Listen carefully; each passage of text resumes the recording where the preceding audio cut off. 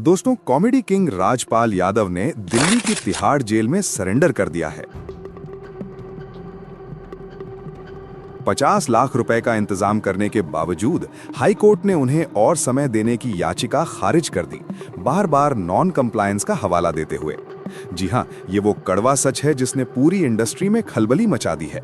जिस इंसान ने अपनी अदाकारी से करोड़ों लोगों को हंसाया, थापा को इश्क ने बना दिया लंगड़ा, वरना वो भी करता डिस्को और भंगड़ा। आज वही इंसान जेल की दीवारों के पीछे है। रिपोर्ट्स के मुताबिक ये मामला चेक बाउंस और पुराने कर्ज से जुड़ा है, जिसमें कुल राशि करीब 9 करोड़ रुपए तक पहुंच गई है। लेकिन सवाल ये है कि जिस कलाकार ने फिल्मों में छोटे छोटे रोल से लेकर बड़े बड़े कॉमेडी सीन तक सब कुछ किया, उसकी जिंदगी में आखिर ऐसा क्या हुआ कि आज उसे तिहाड़ जैसी जगह पर सरेंडर करना पड़ा। जिस एक्टर ने हजारों नए कलाकारों को रोज खाना खिलाया। जब राजपाल का काम चल रहा था, बहुत लोग उसके घर पे खाना खाते थे और कभी भी उफ नहीं किया उस आदमी। और बिना किसी शोर शराबे के उनकी मदद की। आज जब वो खुद मुसीबत में हैं, तो वही लोग कहाँ गायब हो गए हैं। आज की इस वीडियो में हम राजपाल यादव की जिंदगी के उन पन्नों को खोलेंगे जिनमें संघर्ष, दर्द, हंसी और आंसू सब कुछ लिखा है। ये कहानी उस छोटे कद के बड़े दिल वाले इंसान की है जिसकी फोटो देखकर कभी लोग हंस देते थे, लेकिन आज वही इंसान अपनी जिद और मेहनत से बॉलीवुड का कॉमेडी किंग बन गया। जिंदा मत छोड़ो सालो, हम कोई मंदिर का घंटा है कि कोई भी आके बजा जाता है। जो कभी गांव में दर्जी का काम करके परिवार चलाता था, आज वो 50-60 फिल्मों का हिस्सा बन चुका है। लेकिन पैसा, शोहरत के साथ साथ कुछ गलत फैसले भी उसके पीछे लगे रहे। आज हम आपको बताएंगे कि कैसे एक साधारण गांव के लड़के ने मुंबई जैसे शहर में 13 साल तक संघर्ष किया, पत्नी की असामयिक मौत का दर्द सहा और फिर हंगामा, चुप चुप के, भगम भाग जैसी फिल्मों से सबको हंसाने लगा। लेकिन सबसे बड़ा सवाल ये है कि आखिर सफलता के बाद भी आर्थिक परेशानियां क्यों आईं? उस फिल्म प्रोडक्शन का क्या सच है जिसने उन्हें इस मुसीबत में डाल दिया? तो चलिए बिना देर किए शुरू करते हैं राजपाल यादव की ये दर्द भरी लेकिन प्रेरणादायक दास्तान। हर सुपरस्टार की कहानी किसी न किसी छोटे शहर या गांव से ही शुरू होती है, जहां सपने देखना भी कभी कभी लग्जरी लगता है। राजपाल यादव की कहानी भी उत्तर प्रदेश के शाहजहांपुर जिले के एक छोटे से गांव कुंद्रा से शुरू होती है। 16 मार्च 1971 को नौरंग सिंह यादव और गोदावरी यादव के घर जन्मे राजपाल 6 भाई बहनों में सबसे छोटे थे। परिवार किसानी करता था, आर्थिक हालत सामान्य से भी नीचे थी। बचपन से ही राजपाल को पढ़ाई के साथ साथ खेतों में काम करना पड़ता था। दोस्तों, आप सोच रहे होंगे कि इतने साधारण परिवार में एक बच्चे के मन में अभिनय का बीज कैसे बोया गया। दरअसल राजपाल बचपन से ही नकल उतारने में माहिर थे। स्कूल में टीचर की आवाज, गांव के बुजुर्गों का बोलना, सबकी हूबहू नकल करके वो दोस्तों को हंसाते रहते थे। लेकिन गांव में किसी को नहीं लगता था कि ये नकल एक दिन उनका करियर बन जाएगी। लोग कहते थे, पढ़ लिख कर कुछ बन जा, सरकारी नौकरी कर ले। 17 साल की उम्र में राजपाल ने आर्मी में भर्ती होने का सपना देखा। रिक्रूटमेंट रैली में गए, लेकिन छोटे कद की वजह से उन्हें रिजेक्ट कर दिया गया। ये पहला बड़ा झटका था। घर की आर्थिक हालत खराब होने के कारण उन्हें फैक्ट्री में दर्जी का काम करना पड़ा। महीनों तक वे कपड़े सिलते, परिवार का खर्च चलाते, लेकिन अंदर से वो आवाज कभी नहीं रुकी जो कहती थी, तुझे कुछ बड़ा करना है, एक्टर बनना है। उन्होंने फैसला किया कि अब थिएटर की तरफ जाना है। दिल्ली पहुंचे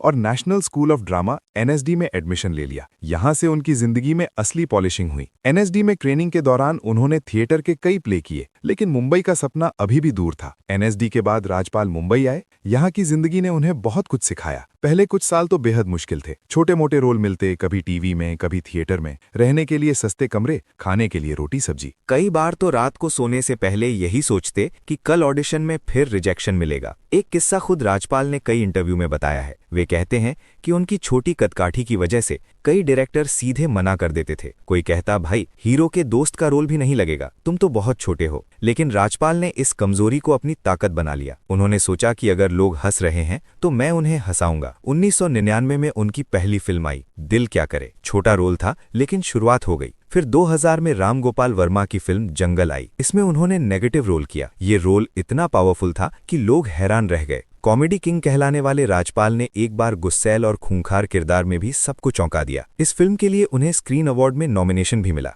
दोस्तों, ये वो दौर था जब राजपाल को लगने लगा था कि अब उनकी मेहनत रंग ला रही है, लेकिन असली सफलता अभी दूर थी। 2000 के बाद उन्होंने कई फिल्मों में काम किया। चांदनी बार, कंपनी, लाल सलाम, हम किसी से कम नहीं, हासिल। ज्यादातर सपोर्टिंग रोल थे, लेकिन हर रोल में अपनी छाप छोड़ते। फिर आया वो पल जिसने उनकी जिंदगी बदल दी। 2003-2004 के आसपास कॉमेडी फिल्मों का दौर शुरू हुआ। प्रियदर्शन, दीपक धवन, अनीस बाज़मी जैसे डायरेक्टर उन्हें नोटिस करने लगे। फिल्म हंगामा में उनका रोल याद है ना, वो छोटा सा किरदार जिसमें वे पूरे सीन चुरा लेते थे। उसके बाद चुप चुप के, मालामाल वीकली, भगम भग, एक के बाद एक हिट फिल्में आईं। राजपाल यादव ने साबित कर दिया कि कद छोटा हो सकता है लेकिन टैलेंट बहुत बड़ा हो सकता है। उनकी बॉडी लैंग्वेज, टाइमिंग और एक्सप्रेशन देखकर लोग लोटपोट हो जाते थे। फिर हेरा फेरी में उनका रोल, भूल भुलैया में चहल, पार्टनर में छोटा रोल, हर फिल्म में वे याद रह जाते थे। इस दौरान उनकी पर्सनल लाइफ भी काफी अप एंड डाउन रही। पहली पत्नी करुणा से 1992 में शादी हुई थी, लेकिन बच्ची ज्योति के जन्म के समय करुणा का निधन हो गया। राजपाल ने उस वक्त सिर्फ 20-21 साल के थे। उन्होंने बताया था कि मैं अपनी पत्नी से मिलने अस्पताल जा रहा था, लेकिन अगले दिन मैं उनका शव कंधे पर उठाकर ले जा रहा था। इस दर्द को उन्होंने अकेले सहा और बेटी ज्योति को अकेले पाला। 2003 में उन्होंने राधा से दूसरी शादी की। राधा ने ज्योति को अपनी बेटी की तरह अपनाया और साथ में 2 और बेटियां हुई, मोनी और हनी। परिवार के साथ रहकर राजपाल ने फिर से जिंदगी संवारी। सफलता के इस दौर में राजपाल की फीस भी बढ़ने लगी। वे 2000 के दशक के सबसे पॉपुलर कॉमेडियन में शुमार हो गए। लोग उन्हें कॉमेडी किंग कहने लगे। लेकिन दोस्तों, यहाँ एक बात गौर करने वाली है। राजपाल ने कभी भी सिर्फ कॉमेडी तक खुद को सीमित नहीं रखा। उन्होंने गंभीर रोल भी किए, जैसे मुख्य, मधुरी दीक्षित बनना चाहती हूं मैं। उनके पास यश भारती अवार्ड और जनपद रत्न अवार्ड भी हैं। वे न सिर्फ एक्टर थे बल्कि लेखक, डायरेक्टर और प्रोड्यूसर भी बनना चाहते थे। लेकिन यहीं से कुछ फैसले ऐसे लिए गए जिनका असर बाद में देखने को मिला। राजपाल की मेहनत ने उन्हें मुंबई में कालीशान घर, गाड़ियां और अच्छी जिंदगी दी, लेकिन अंदर से वे अभी भी वही गांव का साधारण लड़का थे जो दूसरों की मदद करना पसंद करता था। कई नए कलाकारों को उन्होंने अपने घर में रहने दिया, खाना खिलाया, बिना किसी पब्लिसिटी के मदद की। लेकिन दोस्तों, सफलता की चमक में कुछ छिपी हुई चुनौतियां भी थीं। आर्थिक प्रबंधन, प्रोडक्शन जैसे नए क्षेत्र में कदम रखना और कुछ गलत फैसले, इन सब ने धीरे धीरे उनकी जिंदगी को मुश्किल बना दिया। यहां हम थोड़ा रुकते हैं, क्योंकि राजपाल यादव की कहानी अभी पूरी नहीं हुई है। अब तक हमने देखा कि कैसे एक गांव के लड़के ने दर्जी से लेकर एनएसडी, फिर 13 साल के संघर्ष के बाद बॉलीवुड में अपनी जगह बनाई। कैसे उन्होंने पर्सनल लॉस को झेलकर भी हंसते रहे और दूसरों को हंसाया। लेकिन अब अगले हिस्से में हम बताएंगे कि सफलता के पीक पर पहुंचने के बाद क्या हुआ। उस फिल्म अता पता लापता का क्या सच था जिसने उन्हें करोड़ों के कर्ज में डाल दिया। चेक बाउंस के केसेस कैसे शुरू हुए और आखिरकार कैसे वे तिहाड़ जेल पहुंच गए। साथ ही क्या इंडस्ट्री के बड़े सितारे अब उनकी मदद के लिए आगे आए हैं। तो दोस्तों, अगर आपको राजपाल यादव की ये संघर्ष भरी कहानी पसंद आ रही है तो कमेंट में जरूर बताएं राजपाल यादव लिखकर कि शुरुआत में राजपाल की फीस अच्छी खासी हो चुकी थी। वे हर महीने कई फिल्मों के साइन कर लेते थे, लेकिन जैसे जैसे पैसा आया वैसे वैसे खर्च भी बढ़ने लगे। घर, गाड़ियां, फैमिली की जिम्मेदारियां, रिश्तेदारों की मदद, सब कुछ चल रहा था। राजपाल ने कई बार कहा है कि मैं गांव का लड़का हूं, मेरे लिए पैसा बचाना आसान नहीं था। जो आता था वो सब के साथ बांट देता था। लेकिन असली मुसीबत तब शुरू हुई जब उन्होंने अपनी खुद की फिल्म बनाने का फैसला किया। नाम था अता पता लापता। ये फिल्म 2014 में रिलीज हुई थी। राजपाल ने इसमें मुख्य किरदार निभाया, प्रोड्यूस भी किया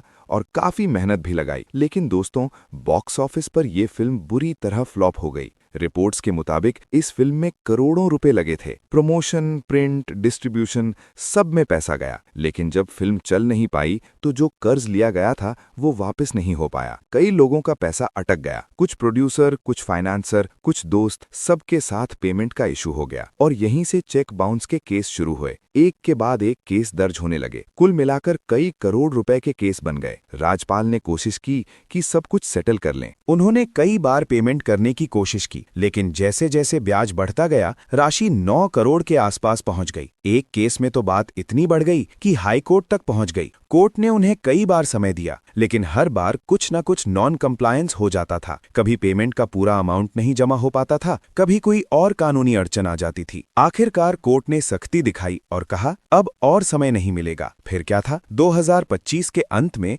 राजपाल यादव ने फैसला किया कि अब सरेंडर कर देंगे। दिल्ली की तिहाड़ जेल में उन्होंने सरेंडर कर दिया। ये खबर सुनकर पूरी इंडस्ट्री स्तब्ध रह गई। जिस इंसान ने सालों तक लोगों को हंसाया, आज वो जेल में है। लेकिन दोस्तों, यहाँ एक बात बहुत गौर करने वाली है। राजपाल यादव ने कभी भी भागने की कोशिश नहीं की। उन्होंने कोर्ट में बार बार हाजिरी दी, पेमेंट करने की कोशिश की, समझौता करने की कोशिश की, लेकिन जब सब खत्म हो गया तो उन्होंने कहा, मैं कानून के सामने हूं, जो होगा वो सह लूंगा। जेल में जाने से पहले राजपाल ने मीडिया से बात की। उनकी आंखों में आंसू थे, लेकिन आवाज में वही पुरानी हिम्मत थी। उन्होंने कहा, मैंने गलती की है, मैं मानता हूं, लेकिन मैंने किसी को जानबूझकर ठगा नहीं है। मैंने मेहनत से कमाया और मेहनत से ही सब चुकाऊंगा। मेरी बेटियां, मेरी पत्नी, मेरे परिवार के लिए मैं मजबूत रहूंगा। ये सुनकर लाखों फैंस का दिल टूट गया। सोशल मीडिया पर #Justice for Rajpal Yadav, #StandWithRajpal जैसे ट्रेंड चलने लगे।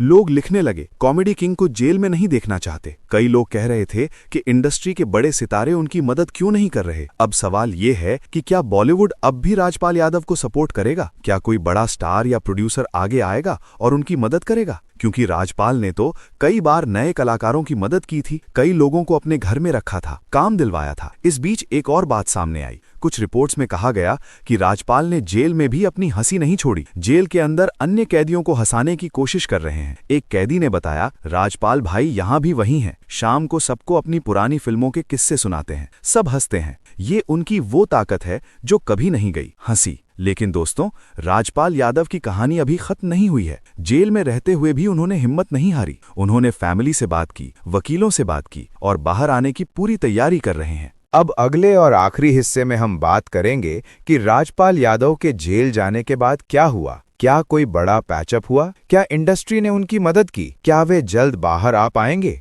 और सबसे जरूरी, ये पूरी घटना हमें क्या सिखाती है? क्योंकि ये सिर्फ राजपाल यादव की कहानी नहीं है, ये हर उस इंसान की कहानी है जो मेहनत करता है, ऊंचाइयों पर पहुंचता है, लेकिन एक गलत फैसले या एक गलत कदम से सब कुछ बदल जाता है। तो दोस्तों, अगर आप राजपाल यादव के इस संघर्ष को पूरा सुनना चाहते हैं, कमेंट में जरूर लिखें, राजपाल यादव फाइटिंग स्पिरिट या कॉमेडी किंग वापस आएगा। जेल में जाने के बाद सबसे पहले जो बात सामने आई वो थी राजपाल यादव की फैमिली की मजबूती। उनकी पत्नी राधा और तीनों बेटियां ज्योति, मोनी और हनी हर हफ्ते मुलाकात के लिए जाती हैं। राधा ने एक इंटरव्यू में कहा था, राजपाल भाई ने हमेशा कहा है कि मुश्किल वक्त में परिवार साथ देता है, हम सब मिलकर इस दौर से निकलेंगे। बेटियां भी सोशल मीडिया पर पॉजिटिव मैसेज डाल रही हैं। ज्योति ने एक पोस्ट में लिखा, पापा की हंसी सबसे बड़ी ताकत है, वो जल्द वापस आएंगे। अब इंडस्ट्री की बात। जब ये खबर आई